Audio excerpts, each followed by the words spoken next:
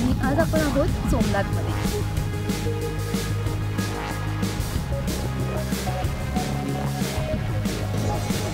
त्रिवेणी संगम 2 आठवड्यात दुसऱ्यांदा आलोय आपण।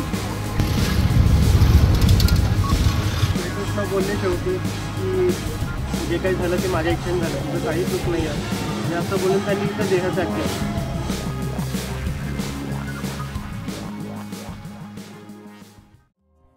नमस्कार, स्वागत आहे तुमचं आमच्या नवीन ब्लॉगमध्ये। तर हा आहे आपल्या गुजरात ट्रिपचा डे 3 आणि आज आपण आहोत सोमनाथमध्ये। इथे अलॉंग विथ सोमनाथ टेम्पल अजून कोणते कोणते प्लेसेस आपण व्हिजिट करू शकतो याचे सगळे डिटेल्स या ब्लॉगमध्ये तुम्हाला पाहायला मिळतील। ऑल्सो जर तुम्ही डे 2 चा ब्लॉग पाहिला नसेल तर आय बटनवर क्लिक करून तो नक्कीच बघू शकता।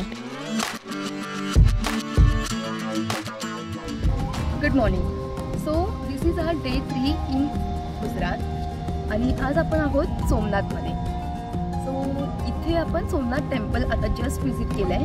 हे टेम्पल युजली सकाळी 6 वाजता ओपन होतं, तर आम्ही 6:30ला तिकडे आलो होतो। आम्हाला 7 वाजताची आरतीसुद्धा अटेंड करायला मिळाली।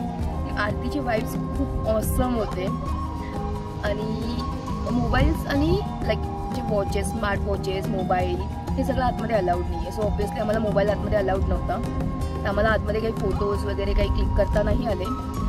बट आता इथून आम्ही एक्झिट केल्यावर, दर्शन झाल्यावर एक्झिट केल्यावर इथून लाईक एक त्याच्या साईडलाच पॅरलल खूप मस्त सुंदर असं एक पाथवे आहे जिकडून टेम्पलचा खूप सुंदर व्ह्यू दिसतो। सो तिथे आता आम्ही आहोत आणि माझ्या मागे तुम्ही बघू शकतात टेम्पल दिसत असेल। सो बेसिकली आपले 12 ज्योतिर्लिंग जे आहेत त्यापैकी हे एक आहे। Is the first jyotirlinga among the 12 jyotirlingas of India. चंद्रदेवाला शाप मिळाला होता की तुझं तेज कमी होईल, तेच पुन्हा मिळवण्यासाठी चंद्र म्हणजे सोमदेवाने महादेवाची उपासना केली।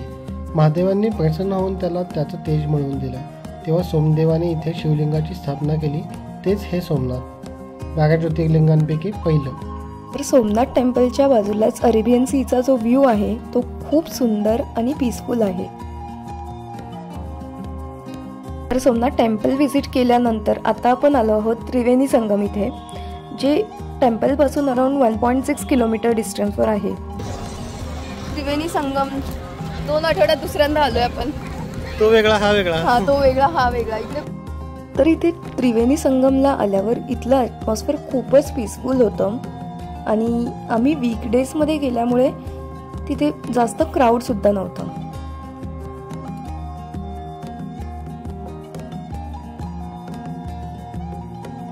थंड थंड छान छान वाटतंय खाली पाण्यात पाय टाकल्यावर।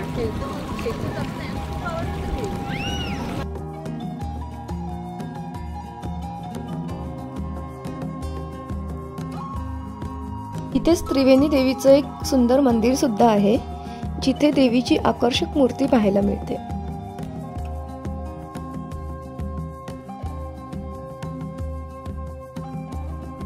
आता आपला नेक्स्ट स्पॉट आहे बाणगंगा। इथे आपल्याला समुद्रामध्ये 3 शिवलिंग पाहायला मिळतील। दिस वॉज समथिंग युनिक।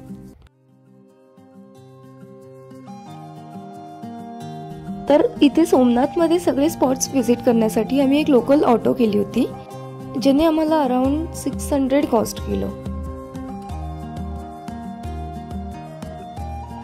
आता याच्या पुढचं ठिकाण आहे भालका देव। हे तेच ठिकाण आहे जिथे श्रीकृष्णाने देहत्याग केला होता। आता आपण जिथे गेलो होतो ती होती बाणगंगा आणि तिथे एक शिकारी होता। श्रीकृष्ण काय झालं की महाभारताचं युद्ध संपलं, जे काही लोक मेले त्यामुळे तो व्यथित झाला होता। तो येऊन इथे पिंपळाच्या झाडाखाली बसला होता आणि तिकडून त्या शिकारीला असं वाटलं की श्रीकृष्णाचा जो उजव्या पायाचा अंगठा होता तो बघून त्याला असं वाटलं की तिकडे डिअर आहे, त्यामुळे तिकडून त्यानं बाण सोडला। तो बाण सोडून त्याच्या उजव्या पायाच्या अंगठ्यात घुसला आणि तो जेव्हा शिकारी जवळ आला तेव्हा त्याला कळलं की हा बाण आपण साक्षात श्रीकृष्णालाच लावलेला, त्यामुळं तो व्यथित झाला, तो क्षमा मागू लागला आणि श्रीकृष्ण बोलले शेवटी की जे काही झालं ते माझ्या इच्छेने झालं, तुझं काही चूक नाही आहे असं बोलून त्यांनी इथं देहत्याग केला। तीच ही जागा भालका देव। त्यामध्ये भालका म्हणजे बाण आणि तीर्थ म्हणजे त्याचं क्षेत्र।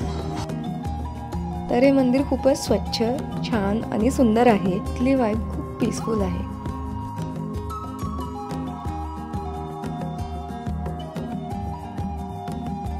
इथली श्रीकृष्णाची जी मूर्ती आहे ती अगदी मनमोहक आहे.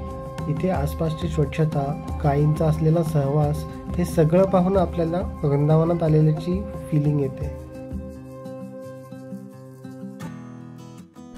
तर इथे हे सगळे स्पॉट्स व्हिजिट करण्यासाठी 1 दिवस आपल्यासाठी सफिशियंट आहे.